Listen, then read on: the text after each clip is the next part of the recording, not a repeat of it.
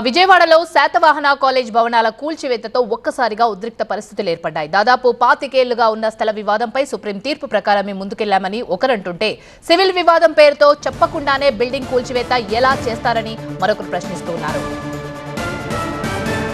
విజయవాడలో శాతవాహన కాలేజ్ భవనాలు నేలమట్టమయ్యాయి. ప్రొక్లైన్లతో కాలేజీ భవనాల్ని కూల్చివేశారు.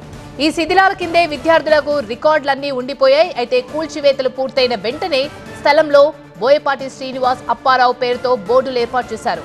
గత కొంతకాలంగా కాలేజీ యాజమాన్యం విషయంలో విభేదాలు తలెత్తాయి. వివాదం సుప్రీంకోర్టు వరకు వెళ్లింది.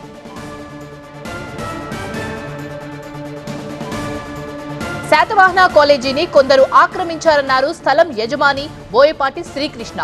కొంతమంది కబ్జా చేయాలని చూశారు. కోర్టు తీర్పు ప్రకారమే మేము స్వాధీనం చేసుకున్నట్లు తెలిపారు. ఇకపై కాలేజీ సొసైటీకి ఈ భూమితో సంబంధం లేదన్నారు బోయపాటి శ్రీకృష్ణ.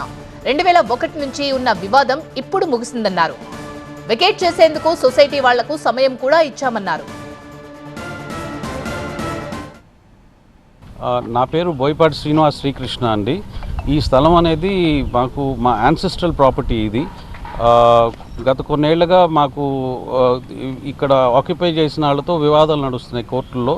దాని మీద అంతా మాకు లోవర్ కోర్టులో హైకోర్టులో కూడా అంతా ఫేవరబుల్గా వచ్చిన తర్వాత వీళ్ళు మా 2011లో మాకు లోక్ అదాలత్లో కూడా ఇది సెటిల్ అయిపోయిన ఇష్యూ. 2012లో ఈ ల్యాండ్ మాకు హ్యాండ్ ఓవర్ చేయాల్సిన వాళ్ళు చేయకుండా సుప్రీంకోర్టుకు వెళ్తే సుప్రీంకోర్టు కూడా వీళ్ళకి అగెయిన్స్ట్గా ఆర్డర్ ఇచ్చింది. ఆర్డర్ కాపీస్ అన్నీ మా దగ్గర ఉన్నాయి. మొత్తం లీగల్గా అన్ని ఆర్డర్ కాపీస్ ఉన్నాయి మా దగ్గర.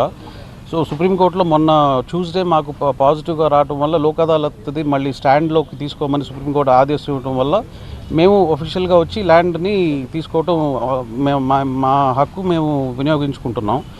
దానికి కొంతమంది ల్యాండ్ గ్రాబర్స్ దీంట్లో ఇన్వాల్వ్ అయ్యి దీన్ని ఎట్లాగొట్లా ఆపి ఏదో సాధించాలని చూస్తున్నారు.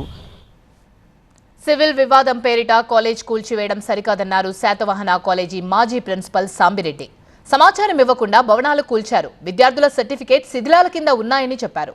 విద్యార్థులకు ఎవరు సమాధానం చెప్తారన్నారు మాజీ ప్రిన్సిపల్. ముందే చెప్పి ఉంటే కనీసం రికార్డులైనా తీసుకునేవాళ్లమని అన్నారు. 1971 నుంచి ఇప్పటి వరకు పనిచేస్తున్న అధ్యాపకులు లెక్చరర్స్ యొక్క హిస్టరీ రికార్డ్స్ అన్నీ, అంటే సర్వీస్ రిజిస్టర్స్ అంటాం, అవన్నీ ఇక్కడే ఉన్నాయి.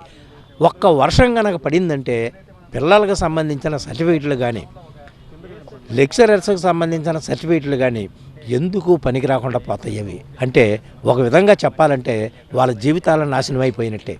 విద్యార్థులు ఇంకొక చోటకి వెళ్ళి జాయిన్ అవ్వడానికి వాళ్ళకి టీసీ లేదు, మార్కు లిస్టులు లేవు. అధ్యాపకులు ఇంకో చోటకి వెళ్ళాలంటే అసలు మీ కాలేజీలో అధ్యాపకులు అనడానికి ఏమిటి, ఇవన్నీ కూడా మళ్ళీ వాళ్ళు రుజువు చేసుకోవాలి. కాబట్టి ఇంత ఘోరంగా పడగొట్టడం అనేది తప్పు. కళాశాలలో కూల్చివేతలు ముగిశాక ఆ కాంపౌండ్లోకి వచ్చాడు ప్రిన్సిపల్ శ్రీనివాస్. ఇటీవలే కాలేజీ పార్ట్నర్స్ వివాదంలో శ్రీనివాస్ కిడ్నాప్ అవడం కూడా కలకలం రేపింది. ప్రస్తుతం కాలేజీ కూల్చివేత పూర్తయిన తర్వాత ఆయన అక్కడకు రావడంతో విద్యార్థి సంఘాల నేతలు, సిబ్బంది ఆయనను ప్రశ్నించారు. అయితే తమకు సమాచారం ఇవ్వకుండానే కళాశాలను కూల్చివేశారని ప్రిన్సిపల్ శ్రీనివాస్ చెప్పుకొచ్చారు.